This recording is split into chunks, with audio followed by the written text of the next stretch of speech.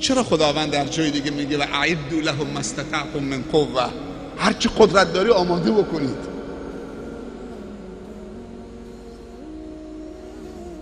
خیلی راحت تحقیر میکنن علما، میکوبن، تهدید میکنن، شیشه شراب در خونه‌شون میذارن، نجاست به در و پنجره‌شون میکشن، رد میشن. کار خوبی کردن.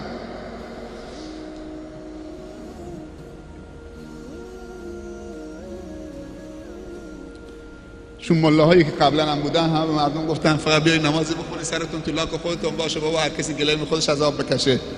چه کار داری خودتون رو مرد برد بکنی بابا؟ نمیشه که. ولی خدا چیز دیگه میگه. یه بار دیگه همین آیه میخونم: ولتکن منکم امة یدعون الی الخیر. باید یه گروه باشن که دعوت به خیر بکنن. خیر چیه؟ یأمرون بالمعروف. معروف چیه؟ اون چیزی که در دین شناخته شده است. از کجا بشناسیم؟ از این کتاب. و ینهون عن المنکر. منکر چیه؟ اونم همونه. و عوارض منکر چیه؟ و اولئک هم المفلحون. میگه کسانی که این گروه و این سیستم ایجاد میکنن و به این کار میپردازن در تمامی زمینه ها همزمان با هم، اینها اولئک هم المفلحون هستند. اینها رستگاران هستند. اولش کمی مشکل سخته، ولی باور بکنی همطوری که افرادی هستن که روز به روز به فساد کشانده میشن، افرادی هستن که آماده هستن که بیان تو کار خیر، تو امر معروف، تو نهی از منکر. به این معنا نیست که بیفتیم تو محله و تو شهر و هر کسی دیدیم بزنیم و خرد بکنیم و فلان بکنیم و بکشیم. این نه. پیامبرم این کار نکرد صلی الله علیه و سلم. مگه عرب شراب نمیخورد؟ مگه عرب دختراشون رو زندگی گور نمیکردن؟ مگه عرب زنا نمیکرد؟ مگه عرب ربا نمیخورد؟ مگه عرب جاهل نبود، تاریک نبود؟ رحمتا للعالمین بود.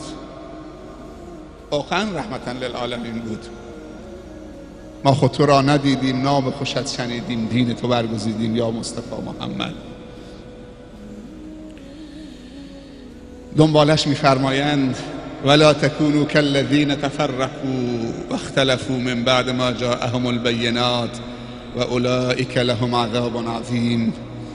میگه ای مسلمانا، شما مثل اهل کتاب نباشید، مثل نصارا نباشید.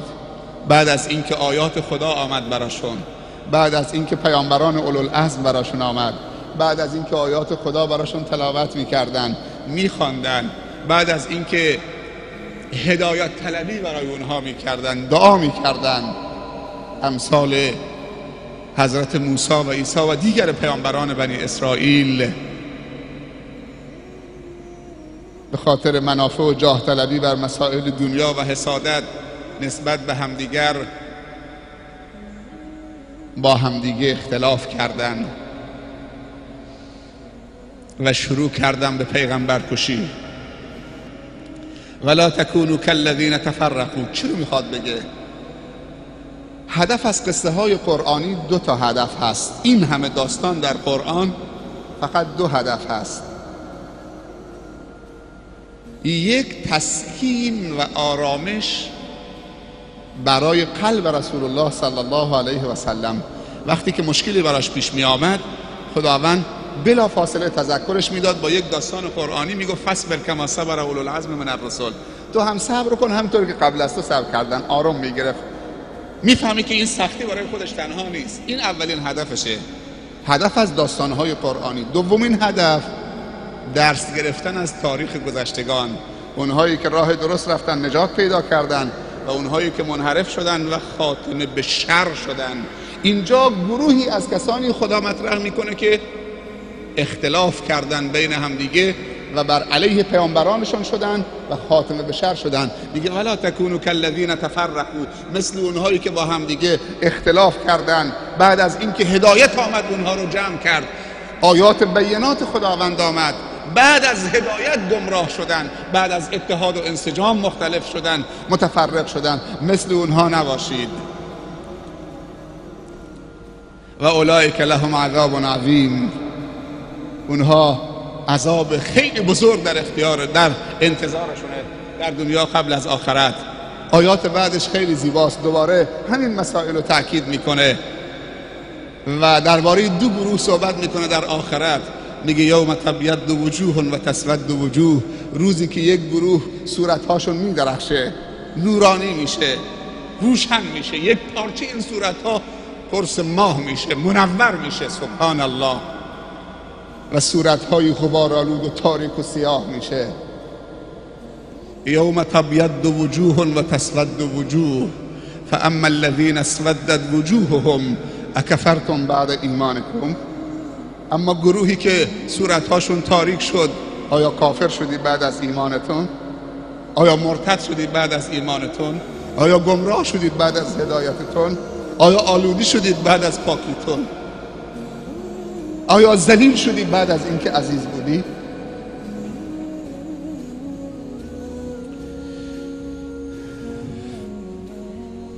فذوقوا العذاب بما کنتم تکفرون. پس بچشید نتیجه کارهاتون که در دنیا انجام میدادید، عذاب دردناک. اما بعدیش و اما الذین بیضت وجوههم ففی رحمت الله هم فیها خالدون. میگه اما گروهی که چهره هاشون میدرخشه در رحمت کامل خدا قرار میگیرن، همینطوری که در دنیا در هدایت کامل خدا قرار گرفتن. دیشبم من گفتم که پیامبر صلی الله علیه وسلم میفرمایند الفتنه نائمه لعن الله من ایقظها. فتنه خوابه، خدا لعنت بکنه کسی که فتنه را در جمع مؤمنین و مسلمین و کسانی که با هم در منتهای صفا و صمیمیت زندگی میکنن، فتنی را بیدار بکنه که تر و خوش بسوزونه و امنیت و آرامش رو از اون جامعه بگیره.